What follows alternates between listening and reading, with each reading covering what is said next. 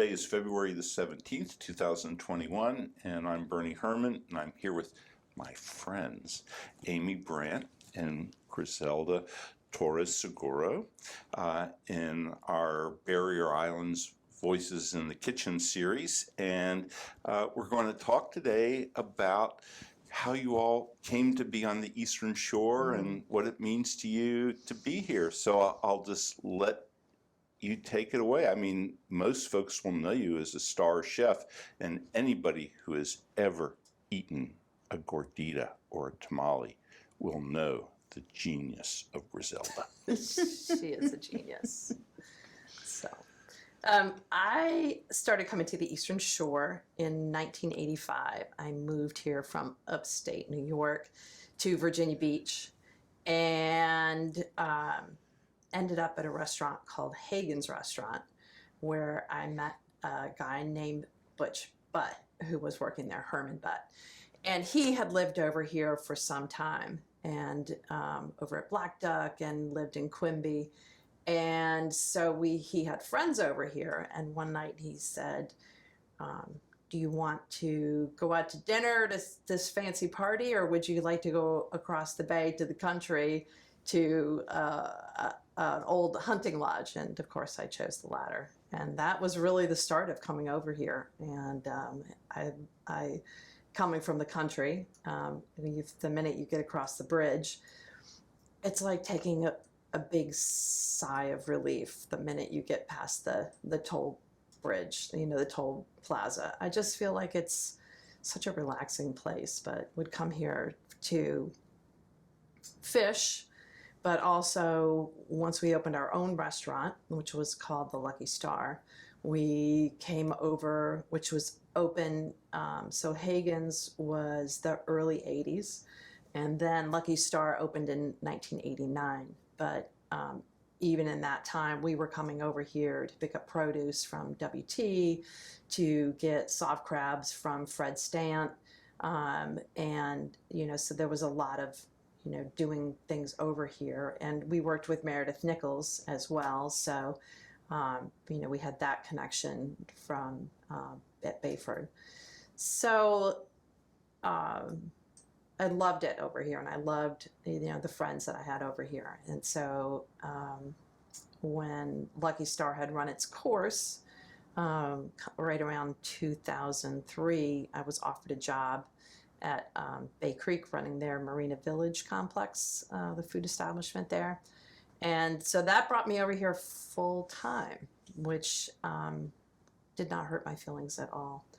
I love it over here so much. And I've met so many people in my industry, and people who grow produce and harvest from the water, and now some people doing some things on the land as well.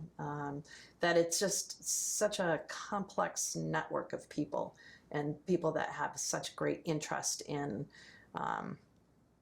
the foodways, old and new. So it's been really interesting. And then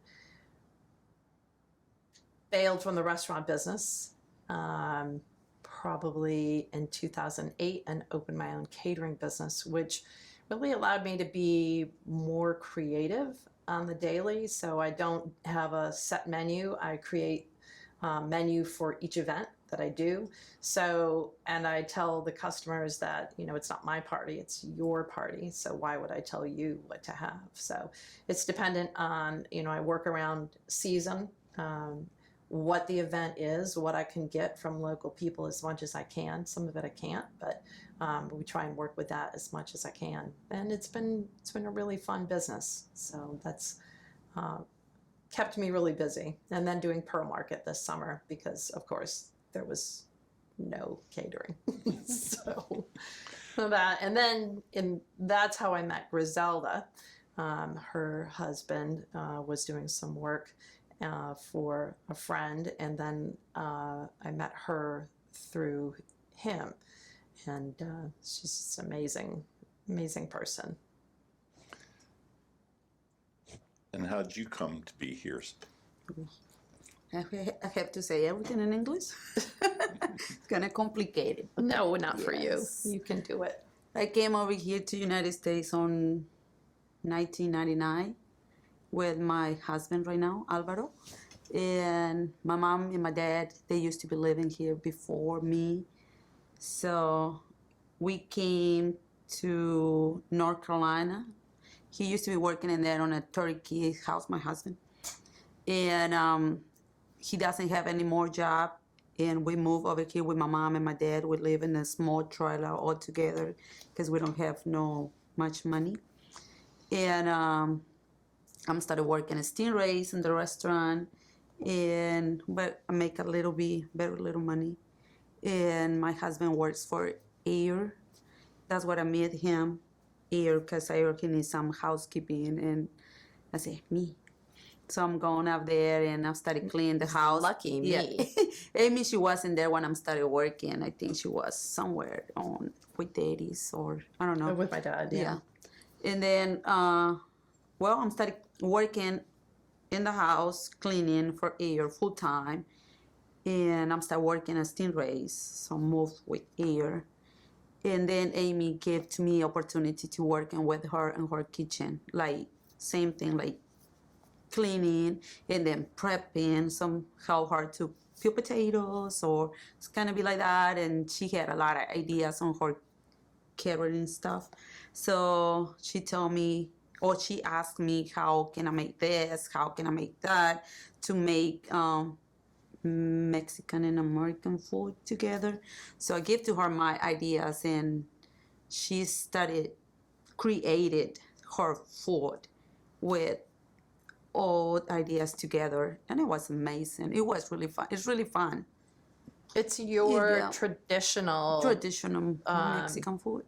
right, the ways you've learned, but you've taught me so much Yes. about that. And Yes, she gave it to me opportunity to tell her about my how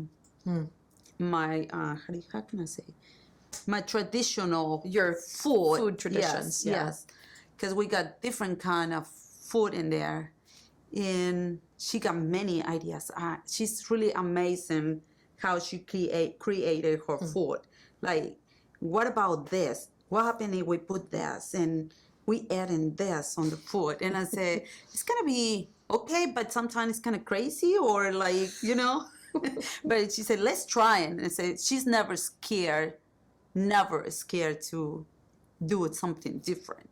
And it's amazing. I'm learning a lot with her. And she gave it to me opportunity to be in her family because she made me feel like that, like my family. Because she's very nice to me, support us a lot, and we are good. Now with the pandemic, so we kind of be a little bit more. Yes, but it was really fun. Well, I should ask you both this question.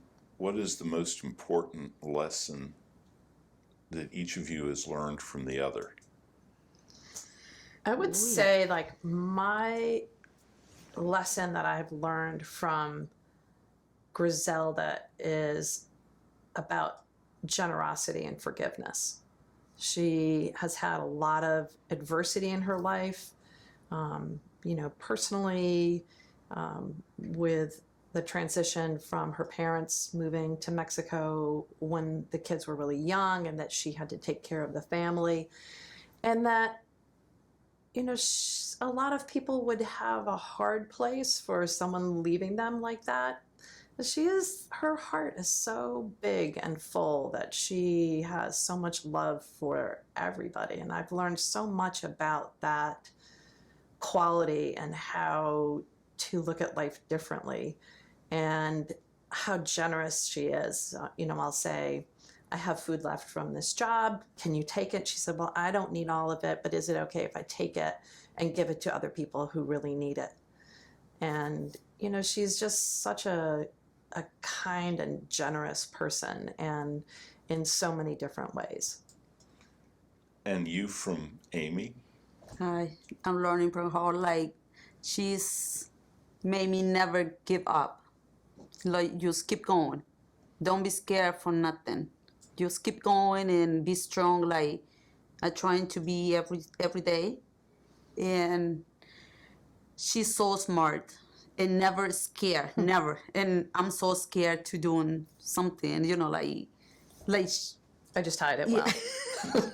Yes, she's like, don't be scared. Everything's gonna be all right. Everything is gonna be on a good place, and just keep going. And she's never let me go down. Never, never. And like, she is, how can I explain that? Some people, when they got money, they make us feel so down or like Small. crazy, yeah, small. And she is equal with everybody. It doesn't matter who is it. She just like treat everybody like same.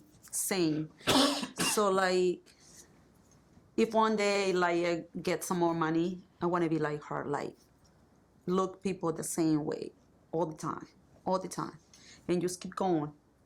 So And those are help the people. lessons. Those are the lessons you've taken from each other. Yes. Now comes the question, because we're on the Eastern Shore of Virginia.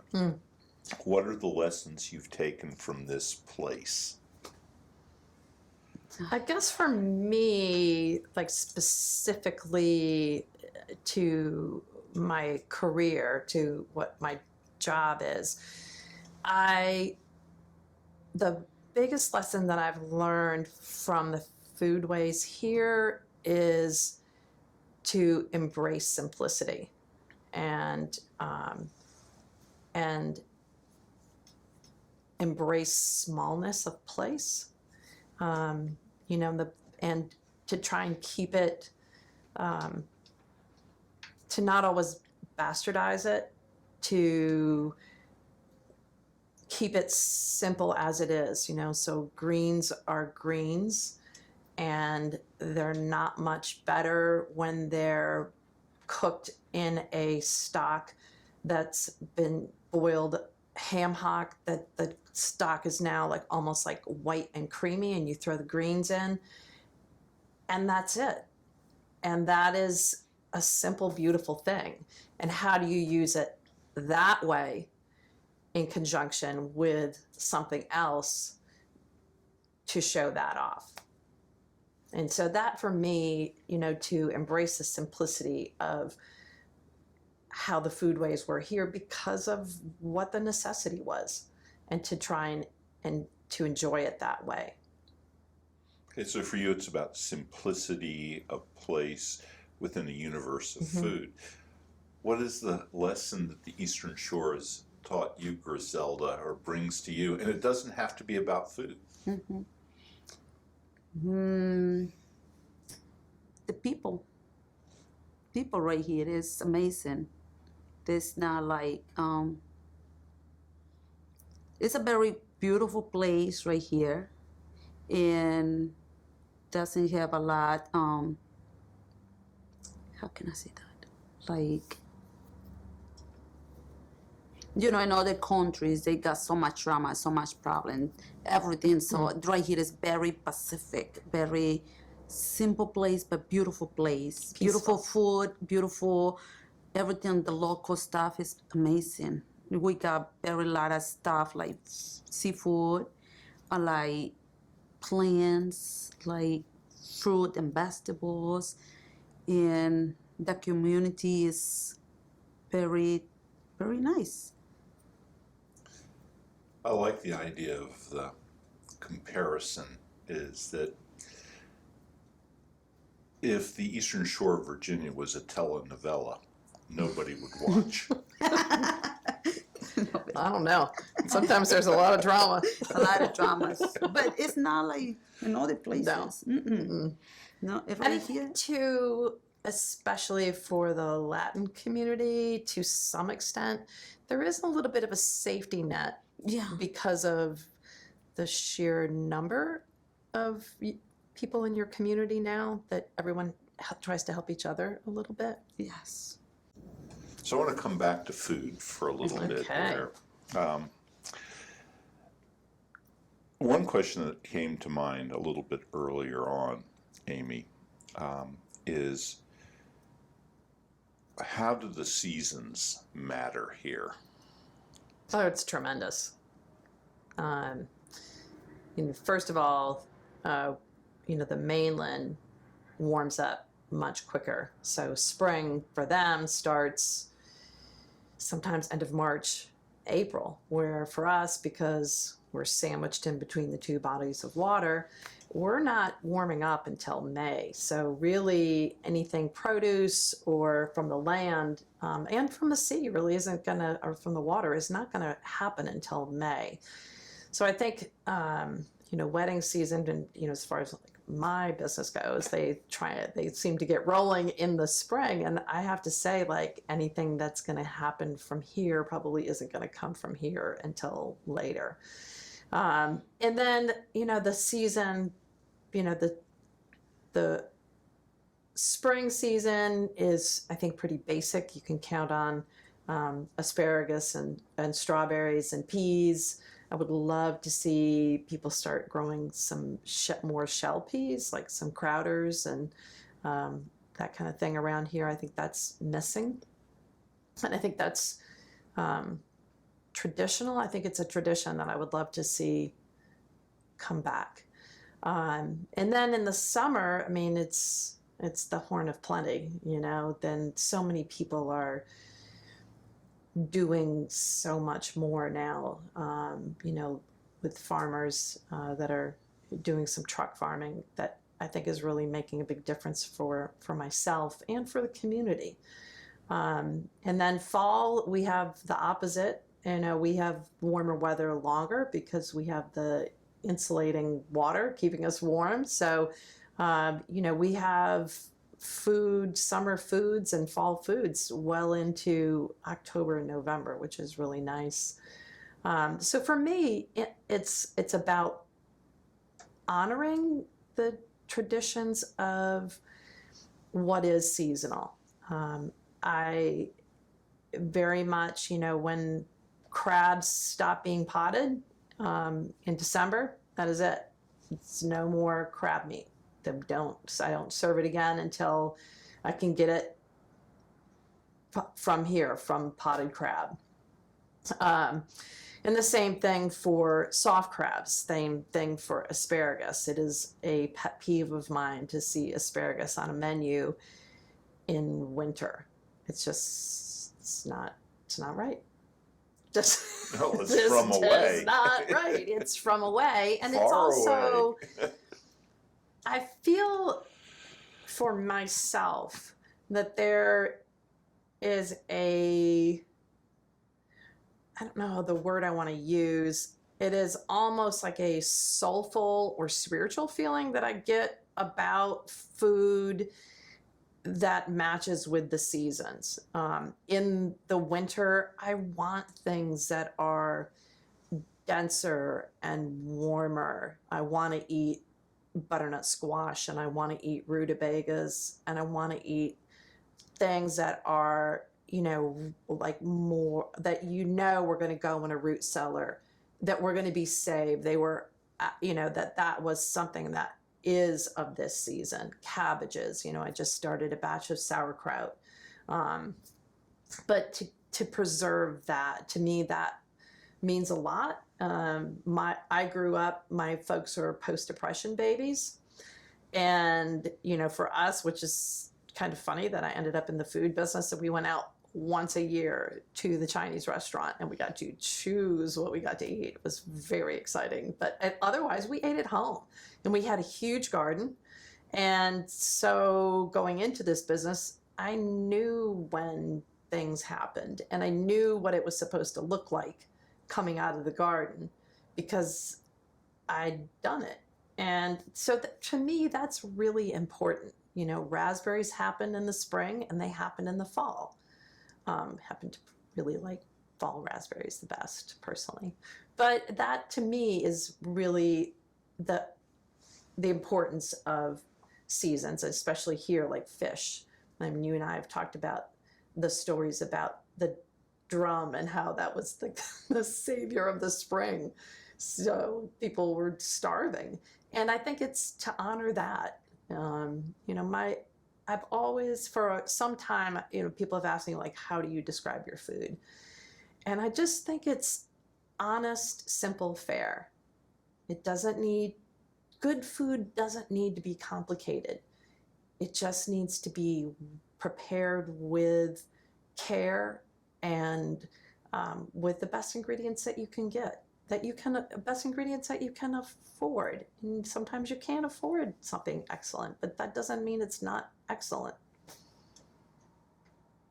So the two of you all, and I know for a fact that this is true, collaborate, that you've invent things together. Gricelda draws on the deep traditions of foods from Latin America. One of the things is that people talk about Mexican food. There is no such thing as Mexican food. There is food from Juarez. There is food from Oaxaca or Chiapas. And so it's very much a world of regional and sub-regional flavors. So you bring all of that from your experience. And I forget what part of Mexico that your family comes from. San Luis Potosí, Mexico. Okay, and so for folks who don't know, where is that in Mexico? In the middle of the. I know it's only in the middle. Okay. Yes. So, but not so far from Mexico City, say? No, not so far away. Okay. And of course, you're from upstate New York. Upstate New York. Which is Different. not these flavors. So the both of you all come so here. different. And of course, you've had then, you've been to culinary school, where, as I recall, you are an ace of classic French cuisine. Well, I grew up with it, country French with my grandparents being from first generation French Swiss. So you bring all of this together. Yeah. So how do you collaborate, and what are some of the exciting combinations, the things that you finish and you go, how did we get there? I think Gricelda facilitates my my whims. I'm like, we had an event where we wanted to serve tamales. And I mean, there's the traditional tamales where it can be pork or chicken. And I said, well, beef. We're on the shore. It was an Eastern Shore centric event. So I was like, well, what would happen if there was crab meat in it? And, and maybe some like salsa verde. And they say, what? Crab meat on the tamales? Yeah. It's gonna be weird, but let's try it. Yep. And the same thing when we put in the butternut squash and poblano and cheese. That was good too. That was good too. So, but it just, I think sometimes like I can see what I want, and I know like these two flavors would be good together. But I ask her, like, how do I get there? Like, how does this work? So, and she's taught me so much about sauces and the salsa roja and just, I mean, I still cannot make that sauce as well as Gricelda. I try really, really, really, really hard, but I'm not there. She will get it. She will get there. Yes. You will teach her. See, the difference is like, I'm learning from, because I was hungry. I was hungry. And I don't have nobody to cook for me. And it was really hard to get a piece of taco. Like, I want a taco. Sometimes neighbors, they don't want to give to us. And try getting in this community, if you need some food, you can have people to help you. This is a basket of food for you because you really need it.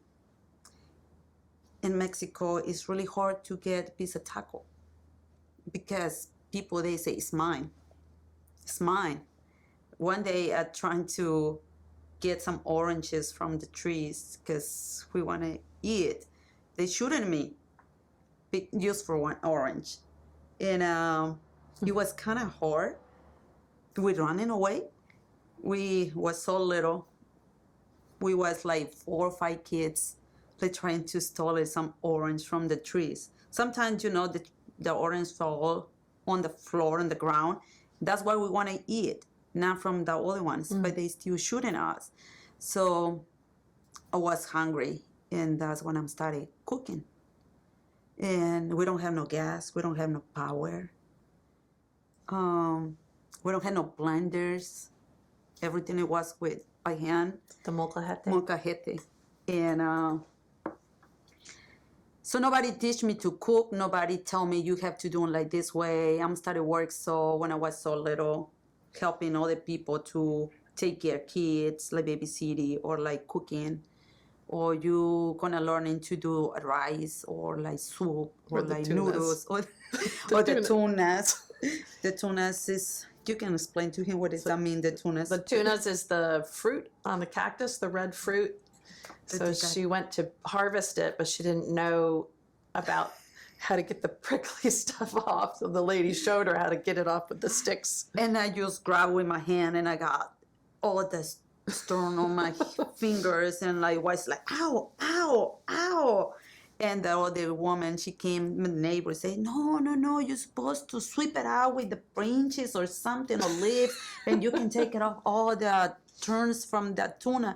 And like, oh. It's funny that they're called a tuna. Okay. I say, oh, okay.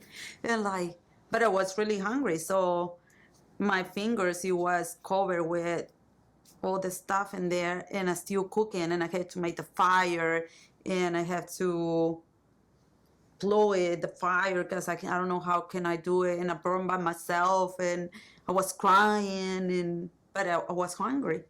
And I started cooking a little bit, 1 egg, tunas, cactus, soup. My mom, she used to be working on the field. She took my older brother and my older sister. And when she come back, I got the food already. Simple beans and soup, but they got something to eat. And they just feel like really tired.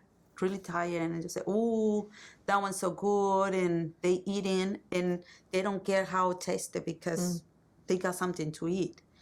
And we just go with the neighbor and I say, knock the door, "Do you got a piece of garlic so I can make my soup?" And they say, "Okay, go ahead." And they give to me a piece of garlic or a piece of onions to flavor. And I say, something neat in there, but I don't know what it was. But we was hungry, we eating. Anyways. And I started cook a little bit and then I saw people how to make soup, how to make chile, how to make tamales, how to make enchiladas, how to make tacos, how to make different kind of gorditas. My mom, she used to be working on the store making some tortillas, hands tortillas. Mama, she used to be very good doing hands tortillas, not with the pressure machine, with her hands. And that one, it was her job, working too on that place. When she worked in the field, and she don't work in a desk, she's going to the other place, and she's doing tortillas, and she bring to us the tortillas already to eat, just with salt. Sometimes we just put salt in there, and that's what we're eating, tortillas with salt. And nobody teach me how to make tortillas. I use salt.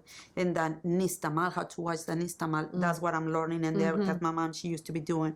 And Amy asking to me about the nixtamal, I said, ooh, that one, it was years ago. I said, we're going to do it. We're going to do it. And like, ooh, Amy, that is a lot of job. And she bring everything. In fact, for that big tamale party we made, we nixtamalized all the corn for the tamales for that. And she said, what about it was the corn from Pungo Creek Mills. Yes, and she do it. She washed and she nixtamalized. That one. That.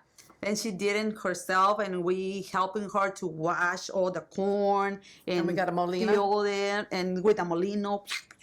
She made me remember my country, seriously. And it feels like the smell tears. of your country. Yes, the smell of that smells so good. The nixtamalized corn is so amazing. And you know what is the amazing thing? My English is not 100%, but she helping me.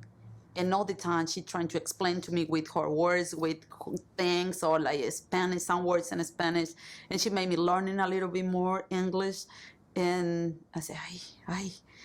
But we understand each other. How, I don't know. But she understand me, and I understand her. And she teach me, and I teach her, and she learning so fast.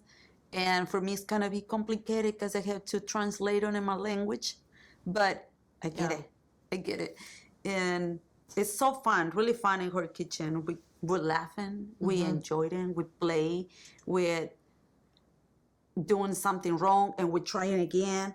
And like, we're trying the food, and sometimes we invited to her daddy trying us food. And it's like, yummy. No. Yes. It was really fun. And learning about the salsa roja is gonna be for me like reading, remember things, experience when I was little or with other family or different. So I've reading some books that we got in there from Oaxaca recipes, and then another ones for my country, and like, okay, that one's supposed to be on that chile, but I like the idea on the other chile from Oaxaca or from other places. So we get some recipes from there, some recipes for him, and some ideas for Amy, and some little bit for me. So we put them together, and boom, it's in there. So let me ask this, and I'll ask you each in turn. I'll start with Gricelda. Okay. You will invite, I'm setting this up, you're going to invite Amy to your house for an Eastern Shore dinner from your community. It's what you would make, but it is your Eastern Shore dinner. Okay. What would you have for that dinner? I know For what I hope Amy? you would make. No, you'll get your turn.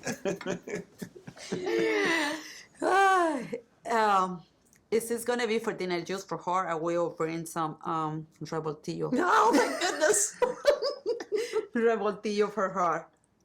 Or it is for daddies, Amy, and Ayer. I know Ayer, he don't like hot peppers, but probably be tacos.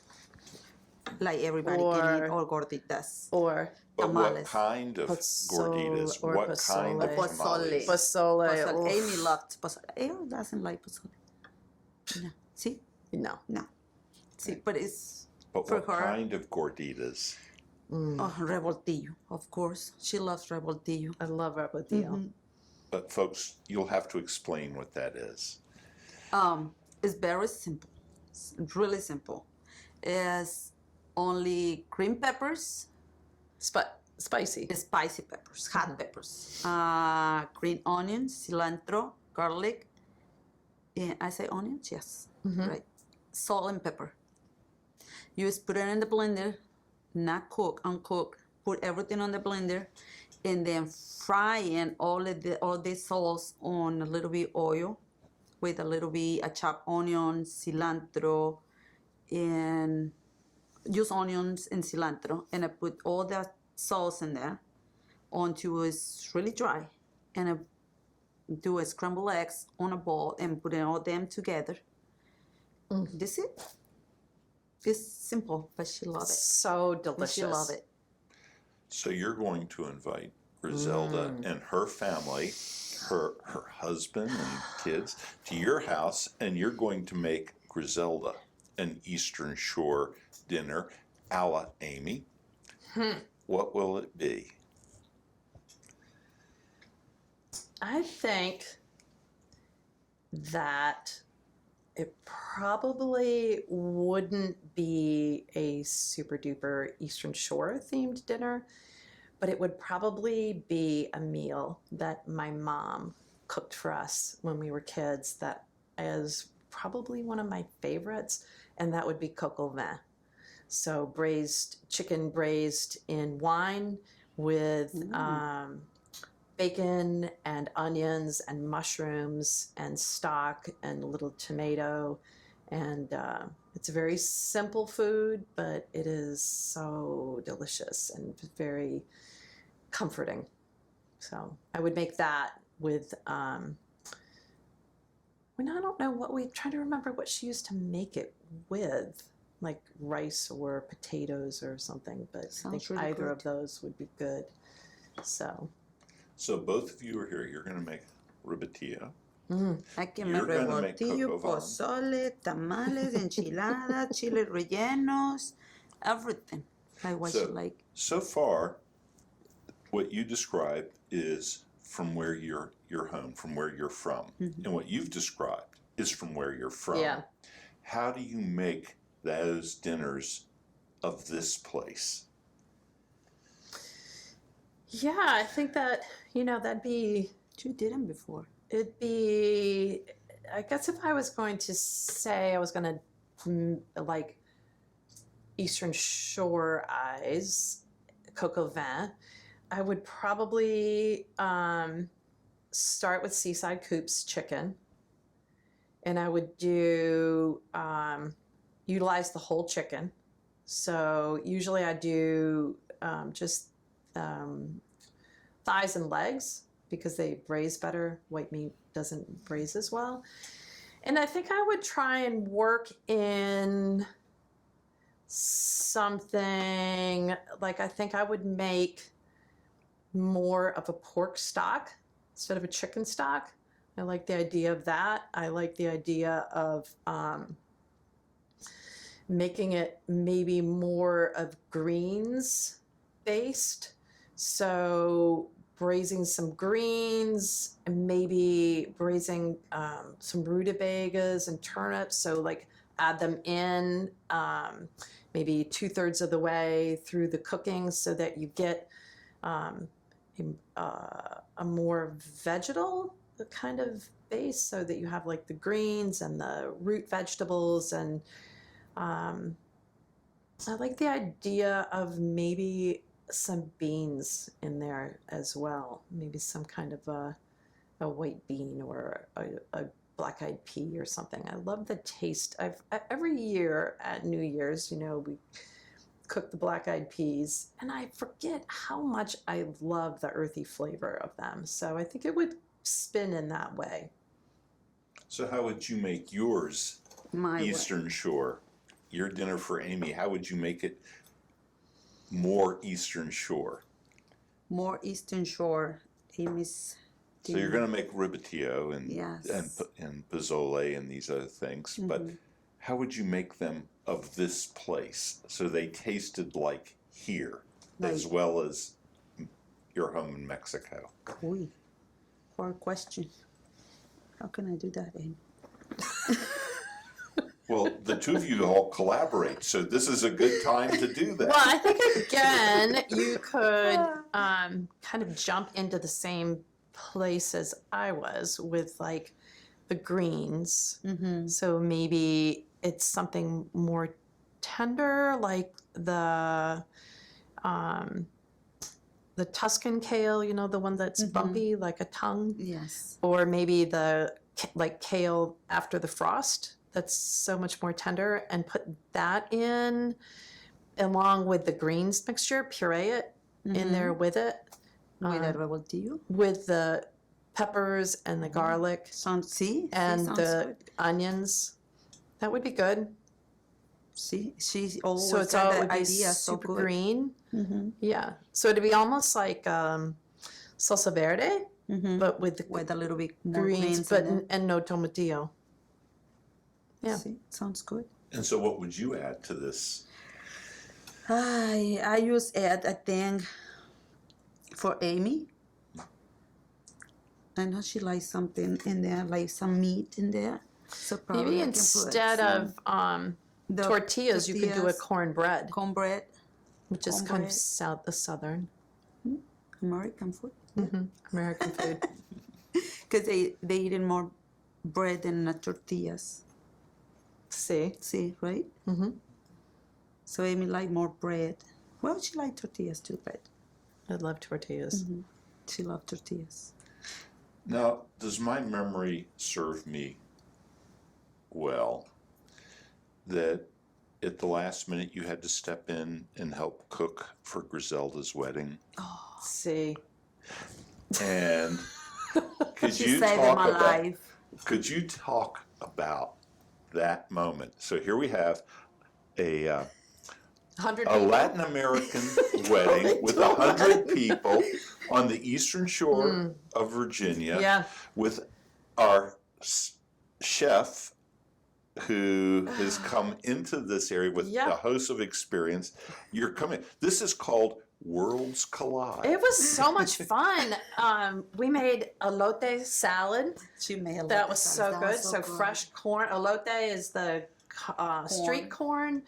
And usually it's got like a mayonnaise or creme fraiche on it, and the cheese and spices and sometimes cilantro. So I just boiled the corn and cut it all off the cob because it was in summer, and put all the stuff that would be on the corn in the salad. That was delightful. It was so good, really We good. did some pork. You doing some? Are we doing some pork for a barbecue sandwiches? Yeah. And Yeah. brisket. I think it was. Oh, Brisket. yeah. She I makes a made, brisket, delicious brisket. Beef brisket, so very slow, like barbecued. I think I did it in the oven because I didn't have a smoker, but it turned out great. It was so good. And how are you seasoning these things? I mean, a brisket, pork, that's Oh, it was what all... it is. It's all in the seasonings. Yeah, so it was all Latin-centric. So toasted cumin, ground, garlic, chilies, like whole chilies that I dry toasted in the pan, and then ground those up and put it in there with it. I think I put in orange. I didn't have the sour orange, but I think I put that in with the puerco. With the pork. And then the brisket was more like a Texas style brisket. So that was like a sugar, salt, Vinegar, I think, a little. little some vinegar, and then chili powder and cumin again and oregano. And so that was just dry rub on there, and then just with the vinegar. That was really People good. love it. Loved it. I'm trying to remember what else we made. Did I We make got some. I make mole. You remember? Oh I my make gosh, mole. the mole. That was so good. I make mole, and we got potato salad and pico Yeah, de so some gallo and some traditional stuff like American and American Mexican, and we got grilled chicken and grilled steaks, and we got I some. didn't do that part. Yeah. They had someone else. So I kind of did like the basics. I think I made a tomato mozzarella salad, or there was some kind of salad. You make some potato salad, coleslaw, pico de gallo, and what else? You got sandwiches in there too. Yeah. Remember, it was a leftover for another party you got one day before. Like So- tortas? Sandwiches. I you can't got remember. I sandwiches. had some kind of sandwiches that I put out as well, but I don't remember 100%. It was a steak. But I It was know a steak in there. that we All just right. And chicken had salad. big piles of it. All right. Well, as we moved on, because I'm aware that we've had a lengthy conversation here, but is there Seems a to have gone question? by really quickly, to be honest. But is there a question that you wish that I would ask to both of you? If you could do anything together and there were no restrictions on, external restrictions, what would you do? Well, I've just asked that question. So what we would do is, and this came up with the previous administration, we jokingly named a Mexican, it would be a collaboration restaurant between the two of us, and we called it Casablanca for the White House. So we would do Casablanca together, and it would be this like great collaboration of, her beautiful traditional methods combined with what we can get on the shore, and keeping things simple for people, and the way I think people want to eat. So casual, not fussy. You can come as you are and just enjoy the food and enjoy enjoy the experience, the people that you're with. So it would be Casablanca. That one is gonna be very nice. Casablanca restaurant. So it's gonna be the first one. And where would you put it on the Eastern Shore of Virginia? I don't know. That's a good question. Find a place. I don't know. If you could have your choice of any place on the Eastern Shore of Virginia, Where I gonna put it on? where would you want your restaurant? Ay, that place is very small. So I've got a warm place in my heart for it would definitely be in Northampton County because I'm a Northampton County girl. And I'm also, I'm a big rooter for the underdogs that are, trying to come forward. So I've got a soft spot in my heart for two towns. One is Chariton and one is Eastville. So I would have to say Chariton or Eastville. I really appreciate this because one of the things in our conversation today is that it really lays out an Eastern Shore, Virginia, that a lot of folks are not aware of, that people just don't know about this coming together and how the Eastern Shore is evolving in such creative, exciting, and I have to say, watching you all loving ways, which is really, really crucial. So I'd like to thank you all very much for being Thank you here. for asking us. And we'll take it from there, actually. And my stomach is growling.